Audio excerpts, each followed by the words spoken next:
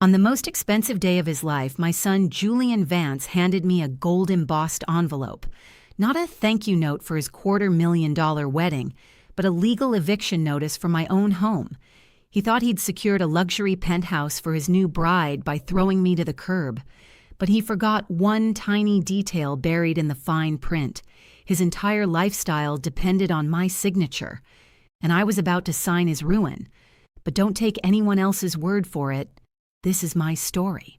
My name is Eleanor Vance, and for 28 years I lived under the beautiful, dangerous delusion that a mother's greatest achievement was her son's happiness. I remember the exact moment that philosophy took root. It was 30 years ago, in a cold, rain-slicked cemetery, holding a toddler Julian's hand as they lowered my husband into the ground. I was 26, a young widow with a degree in architecture and a bank account that was rapidly approaching zero. I didn't have time to grieve. I had a son to build a world for. I spent the next 3 decades of my life in a blur of blueprints, steel-toed boots, and late-night board meetings. I built the Vance Architectural Group from a one-room studio into an empire that reshaped the city skyline. I did it so Julian would never know the gut-wrenching fear of a final notice bill on the kitchen table. I did it so he could go to the best schools, wear the finest Italian wool, and walk into any room in this city with the weight of a legacy behind him. But here is the thing about building a world for someone else. They never learn how to lay their own bricks. As the years passed, I watched my son grow from a sweet, wide-eyed boy into a man who viewed my hard work as his birthright. I saw the entitlement creeping in, but I called it confidence. I saw his lack of financial discipline, but I called it visionary thinking. When he was 22 and crashed his first luxury car, I bought him a safer, more expensive one the next day. I told myself I was protecting him. In reality, I was feeding a monster that would eventually develop an appetite for everything I owned. I thought if I gave him enough money, enough prestige, enough love, he would eventually become the man I imagined him to be. I was wrong. I wasn't building a man. I was decorating a void. And by the time I realized my mistake, the foundation was already starting to crack. I used to keep a ledger in my head of every investment I made in Julian's future. I called them investments because the word handouts felt too much like a failure on my part. By the time Julian turned 27, that ledger had reached a staggering $1.2 million. First, there was the revolutionary tech startup, a social media app for high-end watch collectors. He needed $400,000 for development and branding. 6 months later, the office was empty, the servers were dark, and Julian was in Mykonos on a research trip that cost me another $50,000. Then came the consulting firm, which was really just a fancy way for him to charge $200,000 in operational expenses to my business account while he spent his afternoons at the country club. I paid it all. I didn't want him to feel the sting of failure that I had felt so many years ago, but the financial cost was nothing compared to the emotional toll. 4 years ago, I got the call every parent dreads. Julian had been airlifted from a Swiss ski resort. He'd ignored the expert-only signs, triggered a minor slide, and shattered his femur and 3 vertebrae. For 3 years, I stepped away from the Vance Group. I neglected the firm I'd built with my own blood and sweat to sit by his bedside. I spent $40,000 out of pocket for a private world-class rehab team to move into our home. I spent nights sleeping in a chair, monitoring his pain meds, and listening to him tell me I was the only person he could trust. During that time, I was at my weakest. My own health started to decline, stress-induced heart palpitations, and a persistent tremor in my hands that I hid from everyone. I was exhausted, but I was happy because I thought we were finally bonding. Then came Chloe. She appeared right as Julian was learning to walk again. She was beautiful, sharp, and had a way of looking at my $4.5 million Manhattan penthouse, my sanctuary, not with admiration, but with a calculating hunger. I saw her fingers tracing the crown molding. I heard her whispering to Julian about updating the aesthetic and how old-fashioned the heavy mahogany furniture felt. I ignored the red flags. I thought Julian deserved a win after his accident. I didn't realize that while I was nursing him back to health, he was already planning how to replace me. The morning of the wedding was a masterpiece of orchestrated chaos at the St. Regis.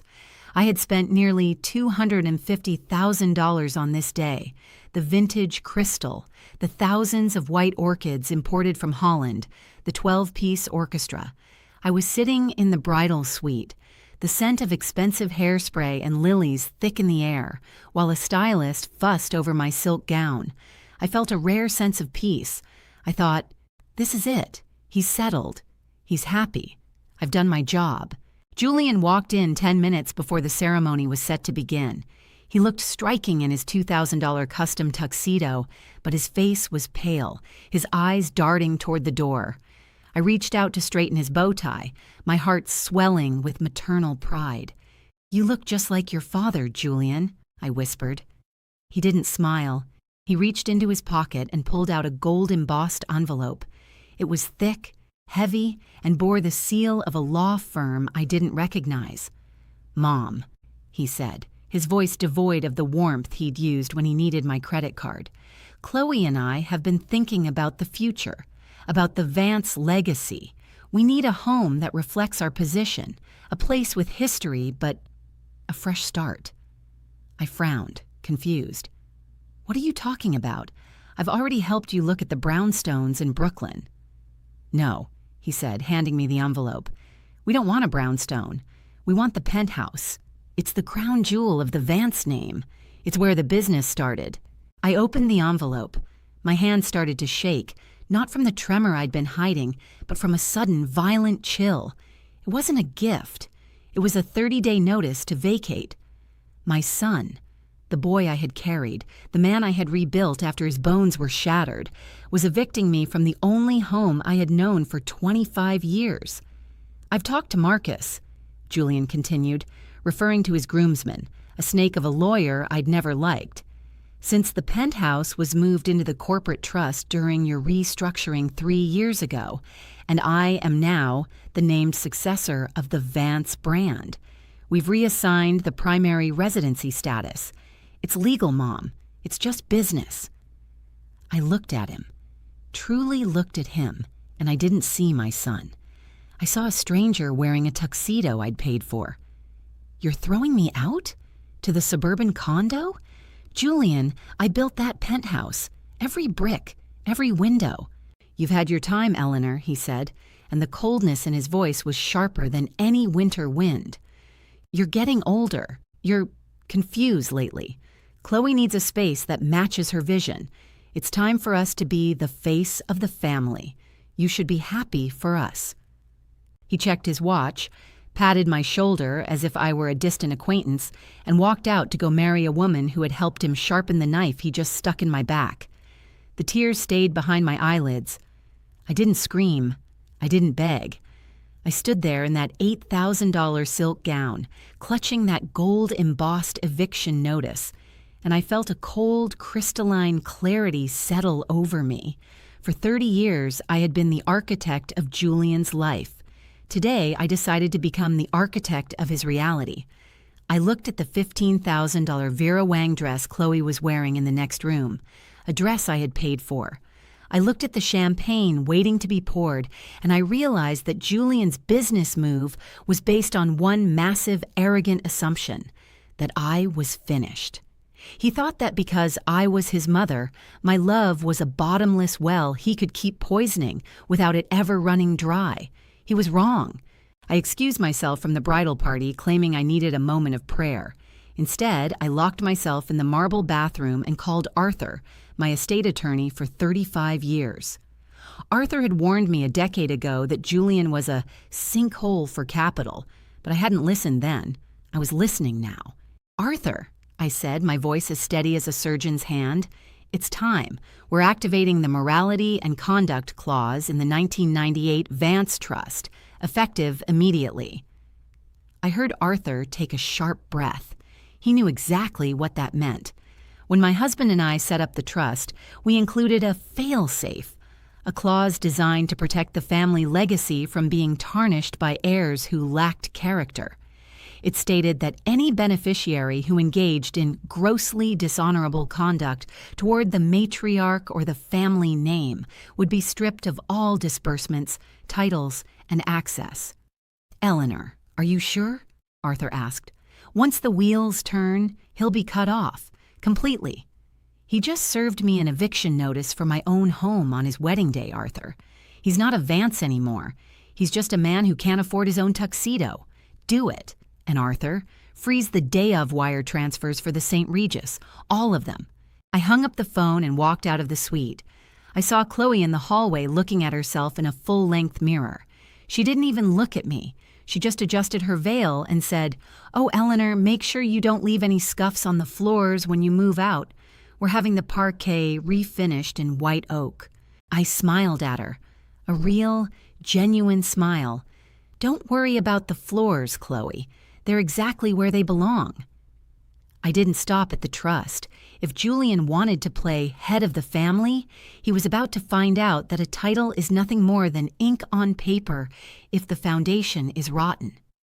As the processional music began to echo through the ballroom, I stepped into a quiet corner and made 3 more calls. First, I called the concierge at my penthouse. "Leo, this is Eleanor Vance. I need the biometric codes for Penthouse A changed immediately. I've authorized a security detail to stand at the service entrance. If my son or his new wife attempt to enter, they are to be trespassed. No exceptions." Next, I called the board of Vance Architectural Group. I still held the tie-breaking vote. I informed them that the Vance name was being pulled from Julian's failing tech subsidiary due to a violation of the family charter. By the time he finished his vows, his company would technically no longer exist. Finally, I reached the venue manager at the St. Regis. I could see him through the glass doors, overseeing the final touches on the $180,000 reception. "This is Eleanor Vance. I am contesting the final wire transfer for today's event due to contractual fraud. Do not serve the first course until you've spoken to Julian directly about the payment." I felt a strange, weightless sensation. For decades, I had carried Julian on my back, shielding him from the consequences of his own character. I had been his safety net, his bank, and his silent partner. But as I walked toward my seat in the front row, I realized I wasn't his mother anymore. I was his creditor. And today, the debt was due in full. The ceremony was beautiful. I watched my son promise to provide for Chloe, irony dripping from every word. But the real performance began at the reception. We were 20 minutes into the cocktail hour when I saw the venue manager pull Julian aside. Julian's face went from a celebratory flush to a sickly, ashen gray. He reached for his wallet, pulling out a black card that I knew Arthur had already deactivated. The music didn't just fade, it stopped. The room fell into a suffocating silence as the waitstaff began clearing the untouched plates of lobster. Julian sprinted toward my table, Chloe trailing behind him, her silk train sweeping up the dust of a dream that was dying in real time. "Mom! What did you do?" Julian hissed, his voice cracking. "The cards are declined. The manager says the trust is locked. You're making a scene." I stood up slowly, the ice in my champagne glass clinking softly. I picked up a spoon and tapped it against my flute, drawing the eyes of the city's elite. "I'd like to make a toast," I announced, my voice projecting with the authority of a woman who owns the room and the building. "To Julian and Chloe. Julian, you told me earlier today that it was time for a fresh start." I couldn't agree more. I've decided to retire to my estate in France, and since you're so eager to be the face of the Vance legacy, I've decided to let you keep it. Unfortunately, the legacy is currently $1.2 million in debt to me. The penthouse is locked. Your accounts are empty, and as of 5 minutes ago, your last name is no longer Vance. It's Smith, your father's middle name. Chloe's eyes went wide. She looked at Julian, then at the manager who was handed a bill for $180,000, then back at me. She didn't say, "I love you." She didn't even say goodbye. She slipped off the diamond ring, the one I had picked out, dropped it into a glass of champagne, and walked out the double doors, followed by her bewildered bridesmaids. Julian was left standing in the center of the ballroom, a Vance in a tuxedo he couldn't afford, surrounded by people who now knew he was a fraud. Tonight I'm sitting on my balcony watching the sunset over Central Park. I heard Julian moved into a 400-square-foot basement studio this morning, one with no crown molding and no view. The silence here is finally peaceful. It turns out, when you stop set dressing a void, you finally have room to breathe.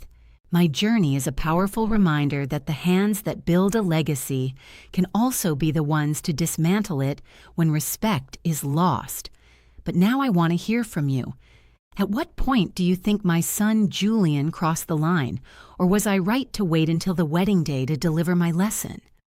Tell me your thoughts in the comments below. It's important for you to remember that this story is a dramatization, a fictional scenario created specifically for the purposes of societal awareness and reflection. I'm sharing these dark realities and calculated outcomes so you can recognize the warning signs of greed and entitlement. But please don't repeat these toxic behaviors or vengeful schemes in your own lives. My hope is to encourage stronger families, not destroy them. The lesson here is simple. Karma doesn't just find you. It often arrives with a bill you can't afford to pay. If my story meant something to you and you'd like to see more stories like this, please subscribe and hit the bell icon to join this community for daily insights.